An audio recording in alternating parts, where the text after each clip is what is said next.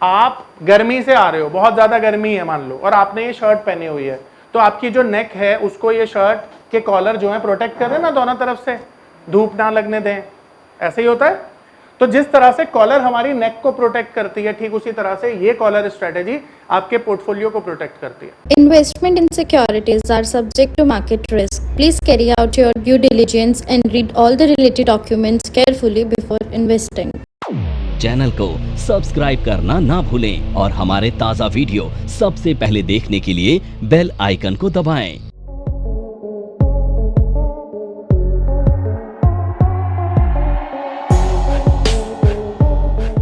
Protective call, तो इस strategy का क्या नाम है?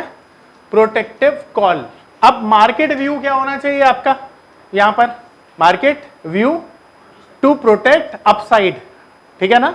तो यहां पर सबसे पहला हमारा जो मार्केट व्यू है वो होगा टू प्रोटेक्ट अपसाइड, ठीक है।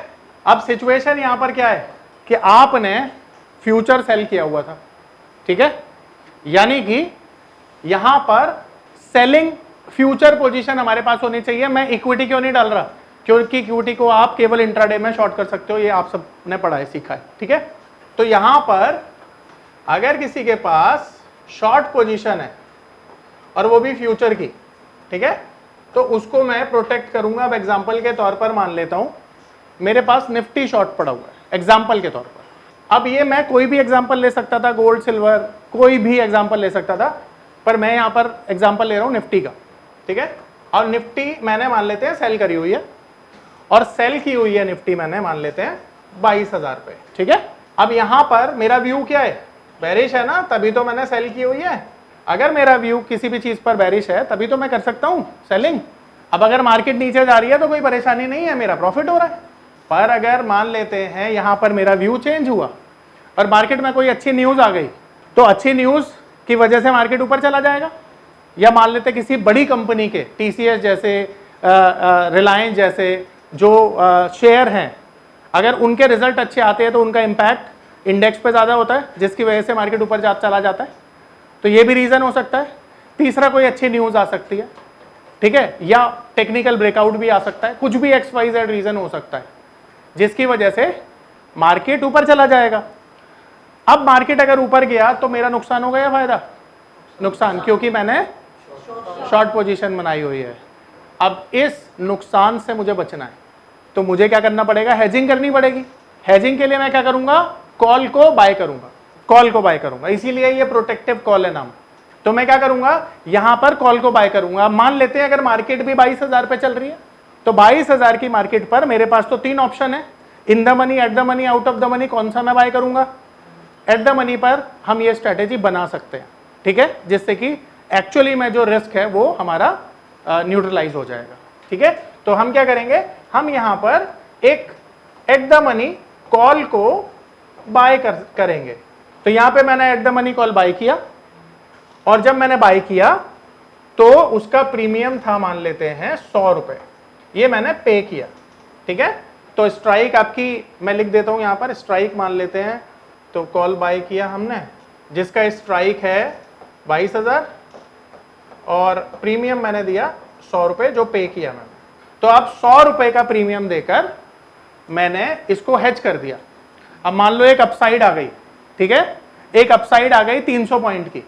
तो 300 पॉइंट की अपसाइड आने पर क्या होगा कि मेरा यहां पर नुकसान हो जाएगा, नुकसान हो जाएगा। तो 300 पॉइंट की मान लेते हैं अपसाइड आ गई, ठीक है, और यहां पर मार्केट की एक्सपायरी हो गई मान लेते हैं 22,300 पे। तो ये 22,300 की एक्सपायरी होने पर मेरा लॉस हो जाएगा फ्यूचर में। फ्यूचर में मेरा लॉस हो गया कितना? 300 रुपए का, 300 पॉइंट्स का। और यहां पर मेरा प्रॉफिट हो गया, कॉल में मेरा प्रॉफिट हो गया 200 रुपए का। देखो 200 पॉइंट का क्यों हो गया? क्योंकि 100 रुपए तो मैंने पे भी किए थे ना, तो नेट नेट मेरा जो लॉस है वो 100 रुपए रह गया। तो मैंने एक बड़े लॉस से प्रोटेक्ट कर लिया ना, बड़े लॉस से मैंने प्रोटेक्शन ले ली ना। तो इसलिए ये स्ट्रेटेजी आप तब बनाते हो जब मार्केट में एक अपसाइड है, और उससे बचने के लिए आपको कोई भी पोजीशन बनानी है। इसके बाद हमारी लास्ट स्ट्रेटेजी है जो कि हेजिंग स्ट्रेटेजी ही है, और यहां पर हम प्रोटेक्टिव पुट बनाने वाले हैं सो दैट आपका एक डाउनसाइड रिस्क जो है वो कवर हो जाता है। ठीक है, तो यहां पर हमारा मार्केट व्यू क्या है? मार्केट व्यू है हमारा टू प्रोटेक्ट डाउनसाइड रिस्क, जैसे उसमें अपसाइड रिस्क हमने प्रोटेक्ट किया। नमस्कार दोस्तों, क्या आप स्टॉक मार्केट में शुरुआत करने का सोच रहे हैं और क्या आपको यह समझ में नहीं आ रहा है कि आपकी शुरुआत कहां से होनी चाहिए? तो मैं आपको एक ऐसा कोर्स सजेस्ट करने जा रहा हूं जो आपकी लाइफ चेंज कर सकता है, और मैं बात कर रहा हूं NIFM का advance level of smart investor course की, जो आपकी लाइफ चेंज कर सकता है। जी हां, आपने सही सुना, NIFM आपके लिए लेके आया है एक ऐसा शानदार कोर्स जो आपको बताएगा कि किस तरह से आप स्टॉक मार्केट में सक्सेसफुली पैसा कमा सकते हैं। और ये कोर्स है advance level of smart investor. Advance level of smart investor course आपको हर छोटी से छोटी और बड़ी से बड़ी मार्केट की बारीकियों के बारे में जानकारी देता है, और ये सभी जानकारियां आपको इस मार्केट में पैसा कमाने में बहुत ज्यादा मददगार साबित होती हैं। तो इस कोर्स को करने के बाद आप मार्केट में सक्सेसफुल ट्रेडर और सक्सेसफुल इन्वेस्टर बन सकते हैं। यहां भी डाउनसाइड रिस्क को हम प्रोटेक्ट कर रहे हैं, तो इसका नाम है प्रोटेक्टिव पुट। अब ये जो प्रोटेक्टिव पुट है, इसके लिए हमें क्या करना पड़ेगा? हमारे पास या तो शेयर्स हो सकते हैं बाय साइड पे, या हमने फ्यूचर बाय किया हो, दोनों पोजीशन हो सकती है। तो यहां पर सिचुएशन क्या है कि बाय तो आप लॉन्ग टर्म के लिए शेयर भी कर सकते हैं और आप फ्यूचर को भी बाय कर सकते हैं। दोनों सिचुएशन में या तो आपके पास यहां पर शेयर्स होने चाहिए, ठीक है, यानी कि यहां पर आपका जो व्यू है, या मान लेते हैं आपके पास होल्डिंग अंडरलाइंग लॉन्ग पोजीशन या और फ्यूचर बाइंग पोजीशन, ये दोनों चीजें हो सकती हैं। अब दोनों में अगर मार्केट नीचे गई तो यही आपका रिस्क हो सकता है, उससे आपको नुकसान हो सकता है, इस नुकसान से बचना है। तो अब नुकसान से बचने के लिए आपने क्या करना है? आपने एट द मनी पुट को खरीदना है। ATM पुट को बाय कर लो। ATM पुट को आपने बाय कर लिया, ठीक है। अब यहां पर मुझे यह मानना पड़ेगा कि जो शेयर है, मान लेते हैं आपने बाय किया हुआ है ना यहां पर, तो बाय किया हुआ है 100 रुपए पर, ठीक है, ये 100 रुपए पे आपका बाय है। तो एट द मनी भी मान लेते हैं हम, यहां पर स्ट्राइक क्या हो गई? 100 रुपए, 100 हो गई, और इसको आपने बाय करने के लिए 5 रुपए पे कर दिए, ठीक है। तो अब आपके पास 5 रुपए का एक रिस्क और एडिशनल आ गया है। पता है क्यों आ गया है? क्योंकि ये 0 हो सकता है, पर ये 5 रुपए का जो रिस्क है ना, एक बड़ी डाउनसाइड से आपको प्रोटेक्ट भी करेगा। भाई मान लो अगर ये 100 रुपए की चीज 80 रुपए हो गई, तो 15 रुपए तो बचे ना तुम्हारे 5 रुपए लगा के, तो एक बड़ी डाउनसाइड को प्रोटेक्ट कर लिया इसने, इसलिए हम क्या कह रहे हैं? इसे प्रोटेक्टिव पुट बोल रहे हैं। तो अब यहां पर मान लेते हैं एक्सपायरी हो जाती है इसकी, एग्जांपल के लिए 80 रुपए पर, तो 80 रुपए पर मेरा फ्यूचर में और कैश में, मतलब आपको पता है कैश बोलते हैं स्टॉक को जो आपने होल्ड किया, यहां पर मेरा लॉस हो गया कितना? 20 रुपया। और दूसरा, जब 80 रुपए पर मार्केट जाएगा तो इसकी वैल्यू 20 रुपए हो जाएगी। अब 20 रुपए में मैंने 5 रुपए तो पे ही कर दिया, तो नेट नेट 15 रुपए का मेरे को प्रॉफिट होगा। ये आप इतना पढ़ चुके हैं, अब तो कैलकुलेट आपके टिप पर होनी चाहिए। तो अब ये जो पुट है, यहां पर मुझे प्रॉफिट हो जाएगा कितना? 15 रुपए का। तो नेट नेट मेरा 5 रुपए का लॉस ही रह गया, यहां पे लॉस रह गया 5 रुपए का।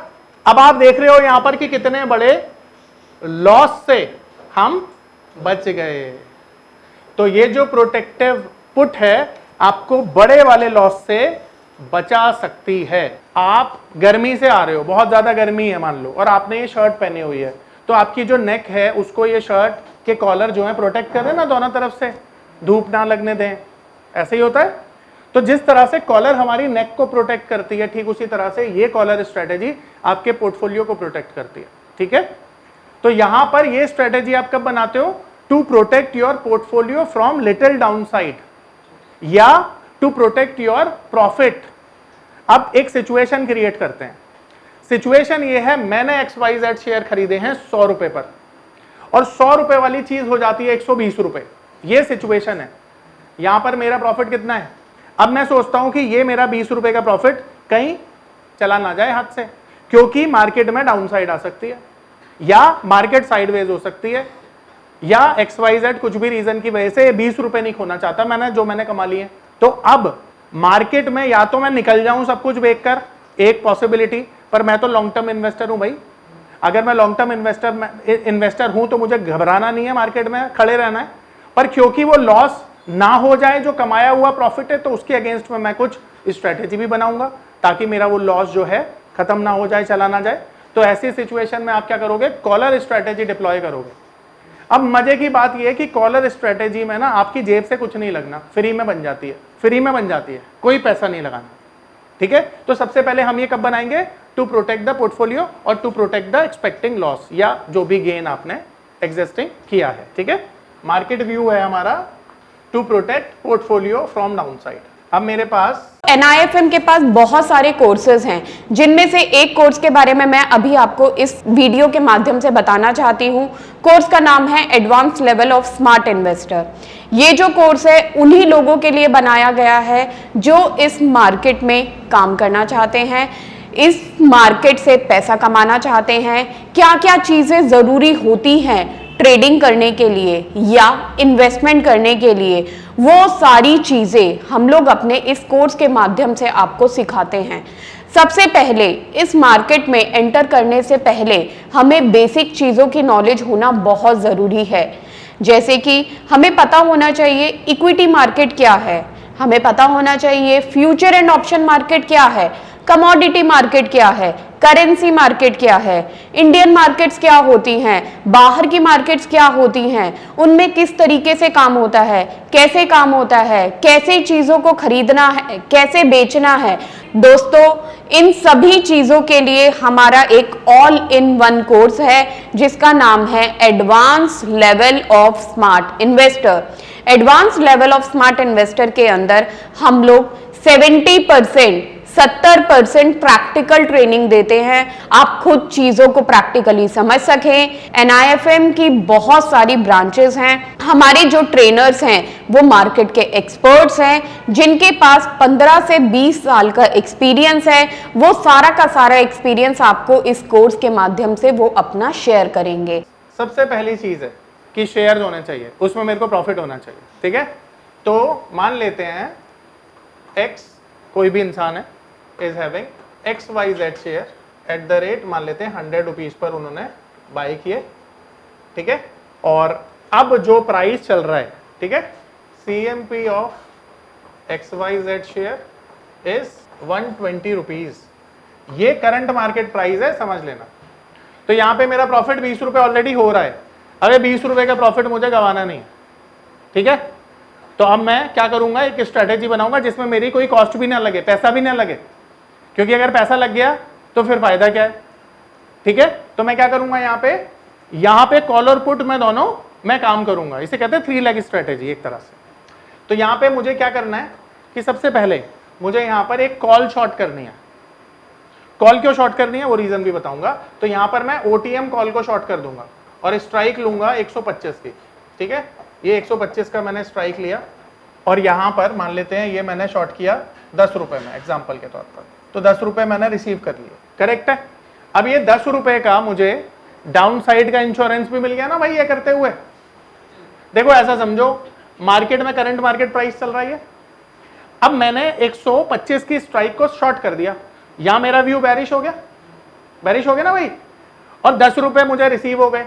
अब यहीं से मार्केट अगर मान लो 125 पर भी एक्सपायर हो गया तो मेरे को ये 10 रुपए भी मिलेंगे और इधर भी 5 रुपए और मिलेंगे। खोने के लिए तो कुछ नहीं है, पर मार्केट अगर ज्यादा नीचे चली गई तो ज्यादा प्रॉफिट होगा ना।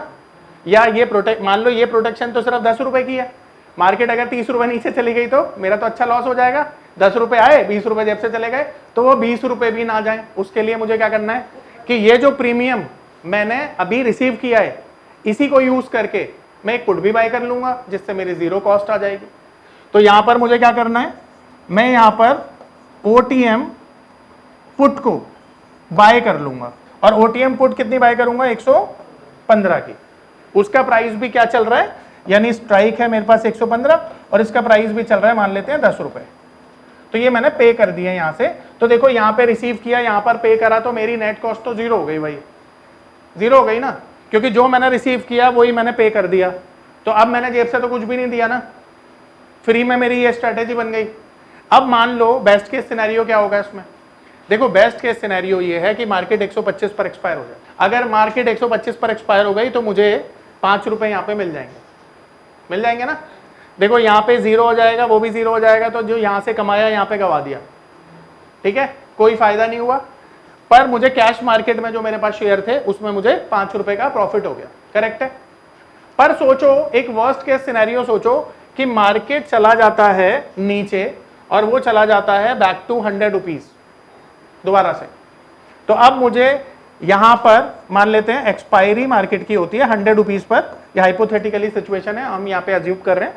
तो अब ये 100 रुपए पर अगर एक्सपायरी होगी तो देखो जो मैंने प्रॉफिट कमाया था 100 रुपए पर बाय करके, वो वापस 100 रुपए पर जब शेयर आ गया तो मेरा ये प्रॉफिट तो चला गया जो 20 रुपए मैंने कमाया था, करेक्ट है। पर अब इसको कंपनसेट कैसे करूंगा मैं, देखो कंपनसेट कैसे किया, जब मार्केट 100 रुपए पर आ गई तो यहां पर जो मैंने कॉल शॉर्ट किया था जिसमें मेरा व्यू बेरिश था, तो यहां पर क्या हुआ कि यहां पर ये जो कॉल है इसका प्राइस हो गया 0, तो ये मेरा 10 रुपीज का प्रॉफिट हो गया ना, ये 10 रुपीज का प्रॉफिट हो गया मेरा जैसे ये 0 हुआ। दूसरा यहां पर देखो, यहां पर अब ये पुट है ना, तो इसका मतलब ये है कि इसकी वैल्यू जब 100 रुपए मार्केट चल रहा होगा तो इसकी वैल्यू 15 रुपए आ जाएगी, 15 रुपए आ जाएगी ना। तो ये 10 वाली चीज कितनी हो गई, 15 रुपए हो गई इसकी वैल्यू, इसकी वैल्यू कितनी हो गई 15 रुपए। तो मैंने कितना पे किया था, बढ़कर कितना हो गया, तो नेट प्रॉफिट कितना हुआ यहाँ पे, ये प्रॉफिट है मेरा। अब यहां पर 5 रुपए का प्रॉफिट हुआ और यहां पे मेरा 10 रुपए का प्रॉफिट हुआ, तो नेट मुझे कितने रुपए मिल गए, ये नेट 15 रुपए मुझे मिल गए प्रॉफिट के।